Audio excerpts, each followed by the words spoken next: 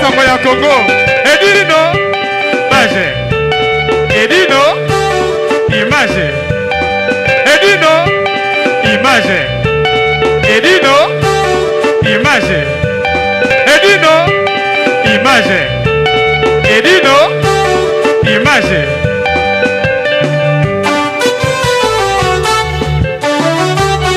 Ouais. Edino image. Panza sango ya Congo. Sango ya Congo ekenda. Etambola. Mokili mobimba. Bae banini ekoleka na mboko yo Congo. Ah ouais?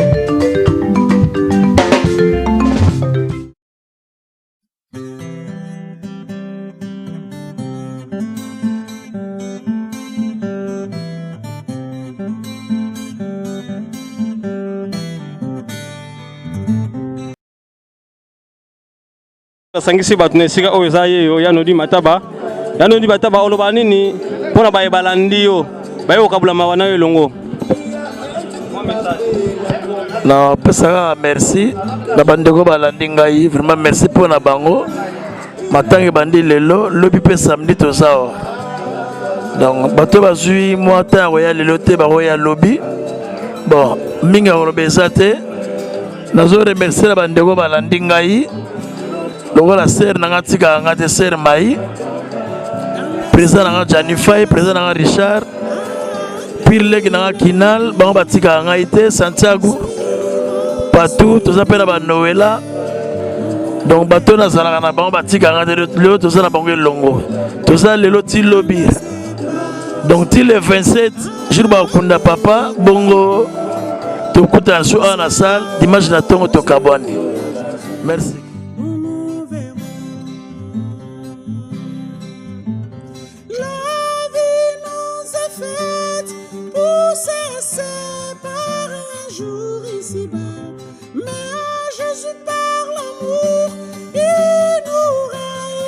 Mais na osengana d'abord totel le matin pour 1 minute de silence pour la grand maître Lukoki.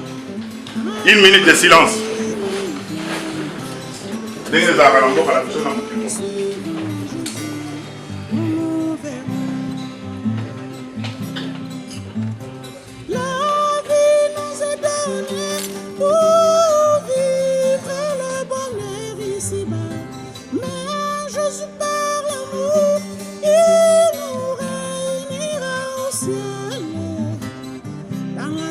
Merci beaucoup. Vous allez toujours en relais, vous allez toujours en communication. Tina Kishasa, Matanga Ezali na Kishasa, fédération, na ministère, na biso, drapeau, bakiti siango. Donc, vous êtes toujours en communication. Mais n'engagez pas Matanga ba sportif et ça la maka. Avant ba kundaye, tout ça là ba makambo to la kisake. Bilogo grand maître à la kisake biso. Donc, yangola na sabino monke. Mais cotisation to bo sanate hein. Tu as besoin de cotisation pour n'engager à la partie. Merci beaucoup.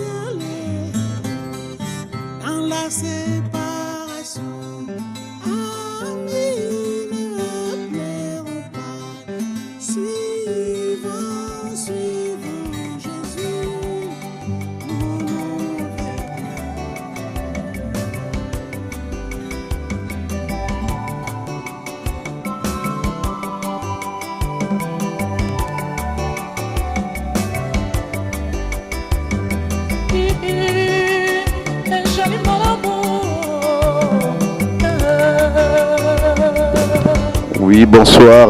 Effectivement, maître Luko Kazaki, grand maître ya judo nakati ya zone ya Lingwala. Parce que entraînant grand frère Nangai Ngombo Luketo, azaki pe judoka na ye, donc na ba général Gradakumbu, ba on ba judoka na ye, donc na yi mwana mukeno na Hollande. Donc za famille moko munene na ye bien depuis banda kala, to za pe na nodi a mwana na ye, sala ka judo na biso. Donc, nous avons représenté le président du judoka congolais et la France. Donc, on a le président de Bango, Gabi Luket.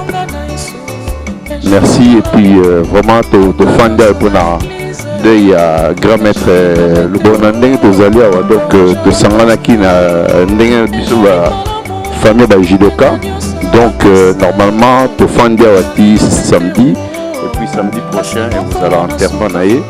Donc ça, vous allez pour son enterrement. Voilà. Merci. Bon, je vais présenter pour Batoubaye Bingaye. Donc, je vais visiter Nangaïté. Et le Rosaliwana, je suis toujours dans ma tanga. Je suis dans ma tanga mingi, je suis dans ma tanga pour tout ça. Notre patrimoine et judo congolais. Maître Lukoki, on a azali bâtisseur, bateau président, bateau basser le judo dans la République démocratique du Congo. Pourquoi pas en Afrique et puis dans mon Kino. Pour la biso, tu arrives à adepte naïe, tu as créé biso. Na feu maître Chikou, na ba misusu maître Djembe. Donc, on va passer à la biso. Maître Lukoki a été côté de biso, donc tu as na mawane, tu as allé à na Paris. Tu as organisé, donc tu vas aller vraiment blessé. Merci beaucoup. Mingi balinga na kombo ya Maître Stamanya. Toye pona matanga ya Maître na biso. Vraiment c'est un vieux na ngaki mingi. D'abord à part Maître na ngaki mingi ko passer ko pesa ngai moi beaucoup de conseils pona judo. Mais bon, lokola liwa ye pona mutu nyonso surtout yonde de lopo ko sangana. Auto Kabola Mawa, qui Nzambe a batela monimo na ye. Sengi pe kimia pe ele kakuna na Congo na ba sportif nyo surtout ele ka ndenge moko ya malamu lokola peza ko leka a pe na ndenge malamu. Nzambe a batela biso. Ngai abandonga de Geda. Vraiment na ndenge se moterne na basi. Docteur de maître Munene. Judo na kati ya Zaïre. Bango pena bali ba doyen bango na ba pauvre maître Chico ba maître Master Kaenge ba maître Frank donc vraiment bango pena ba simba ki judo pena na kata mboka wana donc pena tous na passe ya makasi et puis surtout ko pede susu ba maître Tozo na biso to ko pede susu ba pauvre Kamba ba Yannick donc toza donc tona mawa munene tona semote yango tofandi awa tofanda ti mokolo oyo tokopanza matanga bajudoka nyonso tu baza kokula nango mpo mete bijubi asapasi sango na bajudoka nyonso tu ke tozwi likambo monene yango vraimen wana azali mpena wana ali mpena donc balegende ya judo mpena na kata ya Zaïre. Bon succès kaka wana, merci.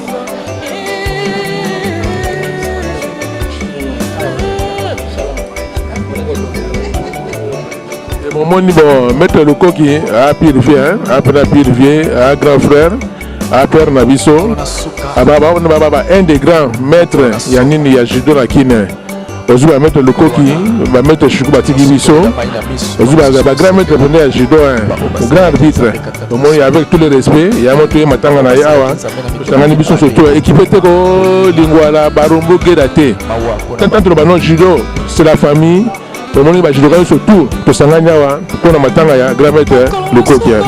Moni abo ni makasi ya le bâti de tout ça na badon surtout il y a question de repose en paix badon surtout pour enterrer grand maître avec respect pour na kini après va judoka surtout à Mikili to s'engager pour ailleurs donc question de repose en paix c'est tout et là on va bien les abonnés quoi on a de montana mbele toujours le bela histoire de matanga tu es matanga grand maître Lukoki ya maître tolongi maître appel Alex ala pena kata famille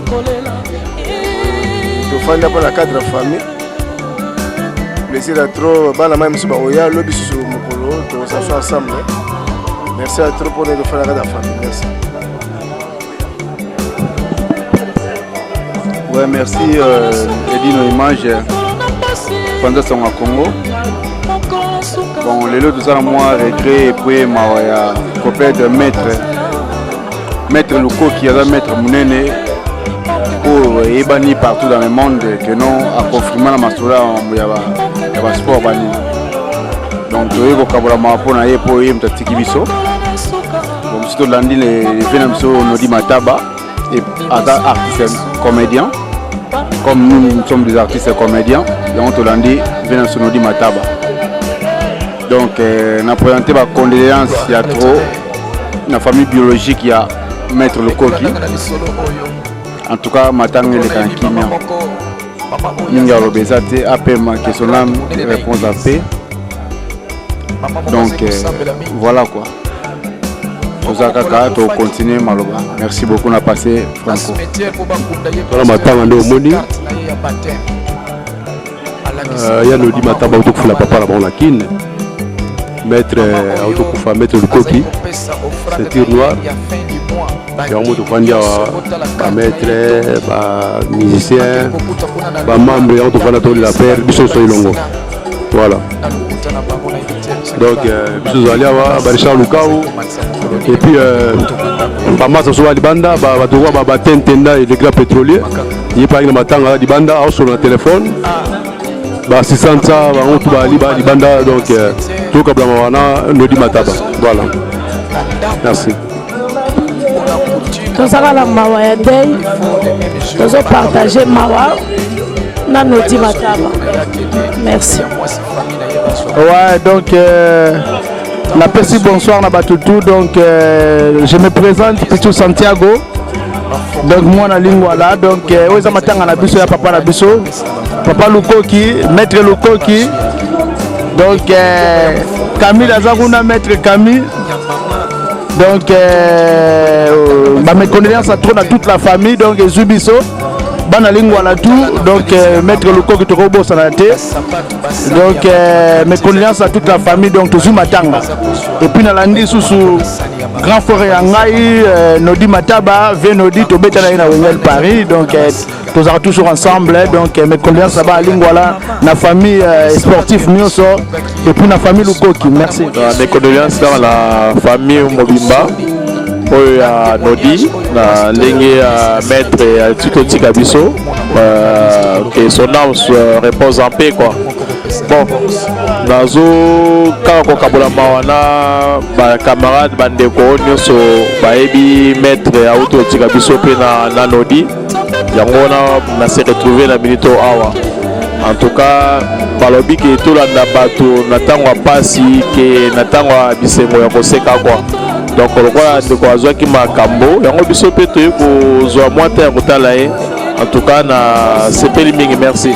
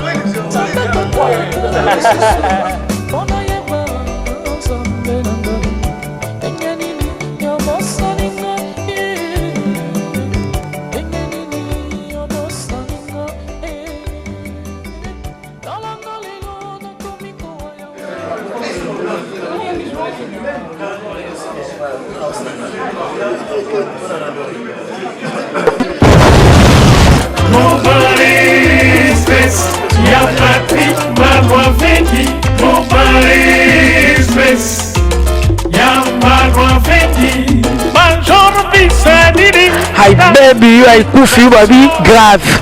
c'est chaud eza ya koyinda umela soki oye na agence oyo te veut dire oumela te. Global Express c'est Patrick Malwavengi rue Léon numéro 25 balobi agence ya grave agence ya monene oyo tozo kotinda bakoli na biso na Kinshasa bakoli na biso na Angola bakoli na biso na Brazza po kolino ekoma kitoko il faut leka na rue Léon numéro 25 et puis Patrick Malwavengi balobi Global Express suka l'agence oyo soko oye te veut dire oumela te mpo na kati agence oyo toza na baservice ebele okotinda bacarton okotinda bilamba epuis tozali na service moko ofuti mbongo moto aza na Kinshasa kozwa traitement ofuti mbongo moto akufi na Kinshasa bakokunda ye kitoko chez Patrick Malwavengi balobi service kitoko soko olingo oumela fo ya na rue Léon numéro 25 na Global Express chez Patrick Malwavengi suka l'agence ba mama Paris bana bela bafungole biso eloko kitoko vero mango iumela atinda biloko ne kaka awa po biloko ne koma kitoko na bakini po ngaba ba carton ekenda kaka awa ba bilia ndamu tina ndamu vero mango ya liaka ndamu batinda ndamu so ekende na Kinshasa alors po ekende kitoko boya l'agence na biso na Global Express chez Patrick Malwavengi rue Léon numéro 25 bala poto boya bo umela so bo yete fedi bo umela te ay baby ay kufiu mama l'agence agence aboye besoin nante yango yo ba melembi na kati ya Château Rouge et esika obunga te rue Léon numéro 25 umela